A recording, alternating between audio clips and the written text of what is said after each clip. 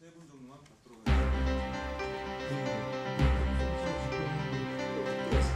하겠습니다.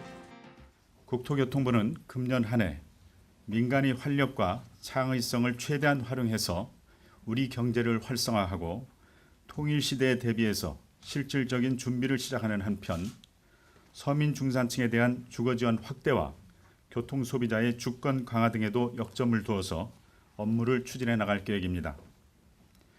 주요 과제는 다음과 같습니다. 첫째, 경제에 활력을 불어넣겠습니다.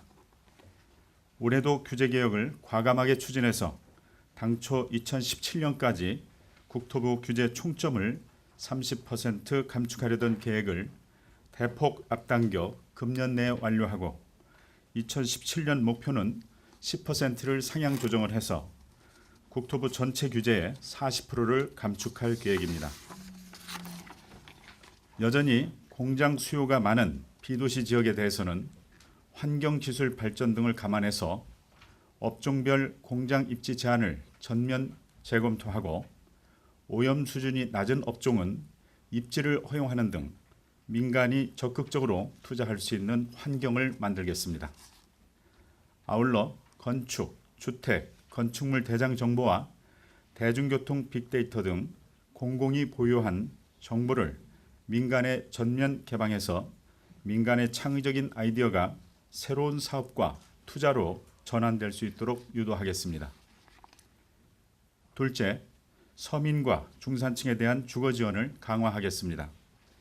1월 13일 발표한 중산층 주거 혁신 뉴스테이 정책은 특별법 제정을 상반기 중에 마무리하는 등 속도감 있게 추진하는 한편 서민을 위한 공공임대주택은 사상 최대 수준인 12만 호를 공급하고 행복주택도 최초로 800호를 준공하는 등 서민과 젊은 층에 대한 주거 지원도 확대하겠습니다.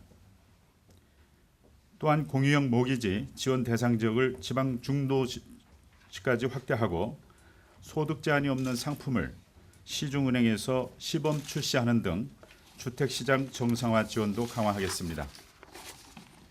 셋째, 국민 생활을 안전하고 편리하게 만들겠습니다.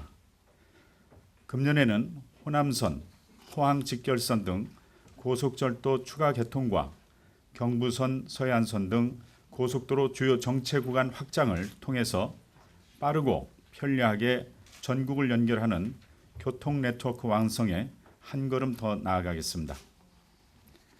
소비자 보호 전담팀 신설 등 항공과 자동차 분야에서 교통 소비자 주권이 강화되도록 제도적 기반을 구축하는 한편 시외버스 온라인 발권 도입과 고속버스 정기권 도입 등 교통 서비스 수준도 국민의 눈높이에 맞게 향상시키겠습니다. 졸음 쉼터와 같은 안전시설을 대폭 확충하고 모든 도로에서 전자석 안전띠 착용을 의무화하는 등 교통안전 시스템을 혁신해서 교통사고 사망자 수를 4,500명 이하로 줄이도록 하겠습니다. 아울러 철도 분야도 안전 최우선 문화 정착을 위해서 운영기관의 안전관리 책임을 강화하는 등 제도 개선을 추진하고 스크린도어 설치 확대, 건널목 입체와 방음벽 설치 등 국민 생활과 밀접한 안전시설도 보강하겠습니다. 넷째, 우리 국토의 내일을 준비하겠습니다. 우선 한반도 통일 시대를 적극 대비하기 위해서 경원선 철도 단절 구간, 문산에서 남방 한계선 구간, 고속도로 등 남한 내 단절 구간 연결을 위한 사전 준비와 조사 설계 등을 본격 추진하겠습니다. 한반도 국토개발 마스터 플랜을 통일부와 협업하여 수립하고 세계 물포럼과 세계 도로대회 등 국제 행사를 계기로 남북 간의 교류도 확대해 가겠습니다. 또한 유라시아 복합교통 물류 네트워크 구축을 본격화하기 위해서 오는 9월에 서울에서 한 아셈 국제 심포지엄을 개최하고 연말까지 유라시아 복합교통 물류 네트워크 기본계획도 수립하겠습니다. 다섯째, 국토교통 행정을 혁신하겠습니다.